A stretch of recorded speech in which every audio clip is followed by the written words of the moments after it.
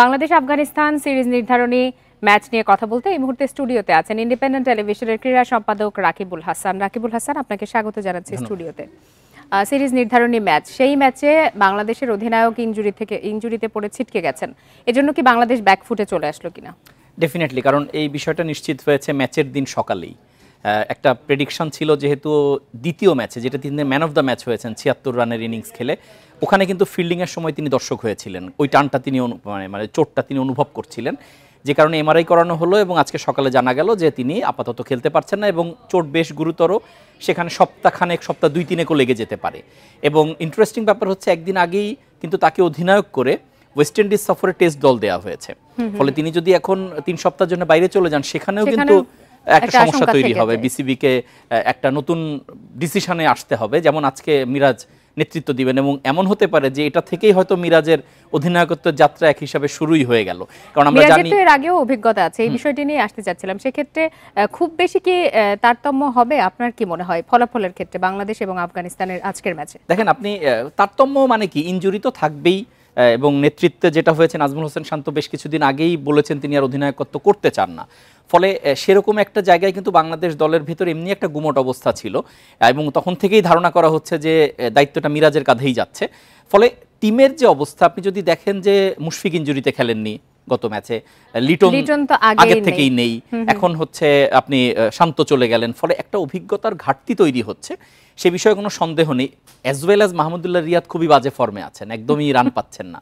এখন এগুলোর মাঝেও যে বাংলাদেশ সিরিজের সমতা ফিরিয়েছে, সেটা একটা পজিটিভ সাইন এবং আজকের এই ধাক্কা, প্রফেশনাল দল হিসাবে এটাকে আমরা ধাক্কা বললেও সেটা সামলানোর মতো অবস্থা তো থাকার কথা। সেটাই আপনি যেটি বললেন যে বাংলাদেশ প্রথম ম্যাচে যে বাজেভাবে হেরেছিল, পরের ম্যাচে কিন্তু দাপটের সাথে ফিরে এসেছে, যদিও সেখানে শান্তর অবদান ছিল, অন্যদেরও অবদান ছিল, বিশেষ করে টপ অর্ডারের। আজকের ম্যাচ নিয়ে কি বলবেন, কাদের উপর দায়িত্ব বেশি থাকবে?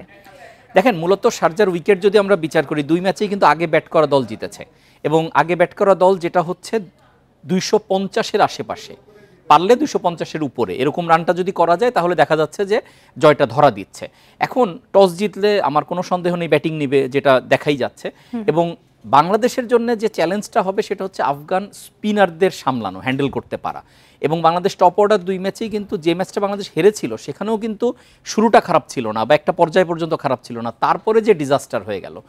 ফলে এই জায়গাটা যে লেট মিডল অর্ডার, তাদের যে দায়িত্বটা, এবং অনেক সময় থাকে যে একটা প্রেক্ষাপট তৈরি হয় যে রানটা 200-তেও আটকে যেতে পারে, আবার একটু বেটার খেললে 250-এ চলে যেতে পারে, এই জায়গাগুলো খুব ক্রুশিয়াল হবে আজকের জন্য। আর পাকিস্তান সিরিজের পরে তো আসলে দলের মধ্যে বা দলের পারফরমেন্স খুব বাজে অবস্থায় রয়েছে, এভাবেই বলতে হচ্ছে।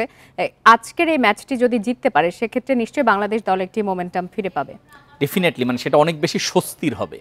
মানে অনেক সময় থাকে কি, জয় কিন্তু উল্লাসের চাইতে স্বস্তির বেশি হয়। আপনি যেটা বলছিলেন যে পাকিস্তানকে আমরা হোয়াইট ওয়াশ করলাম, যেটা একটা ইতিহাস গড়া, তারপরে ভারতের কাছে সিরিজ হারা, ওই মাটিতে বাংলাদেশে এসে সাউথ আফ্রিকার কাছে নাস্তানাবুদ হওয়া, সবকিছু মিলে দল, এবং তারপরে যে আফগানিস্তানের সাথে প্রথম ম্যাচ হারা, সবকিছু মিলে একটা মানে খুবই অস্বস্তিকর অবস্থা তৈরি হয়েছিল। এবং এর মধ্যে আবার নাজমুল হোসেন শান্ত ক্যাপ্টেন্সি ছেড়ে দিবেন, সবকিছু মিলে একটা সাকিব আল হাসান খেলতে পারলেন না, অনেক কিছু ঘটে গেছে এর মধ্যে। ফলে এই জয়টা অনেক বেশি মিনিংফুল ছিল এবং যদি বাংলাদেশ সিরিজটা জিততে পারে, তাহলে অবশ্যই সেটা অনেক বেশি স্বস্তির হবে। এবং যেহেতু back to back West Indies series আছে এবং তারপরে আপনি দেখেন ফেব্রুয়ারিতে চ্যাম্পিয়ন্স ট্রফি, ফলে সবকিছু মিলে মানে খুব ব্যস্ত সময়, কিন্তু সেখানে মোমেন্টাম পাওয়াটা খুব জরুরি। একাদশের কথা কি বলবেন? যেহেতু বেশ কয়েকজন ইনজুরিতে রয়েছে, সেক্ষেত্রে একাদশটা আজ কেমন হতে পারে? খুব বেশি এদিক ওদিক করার তো সুযোগ আসলে নেই।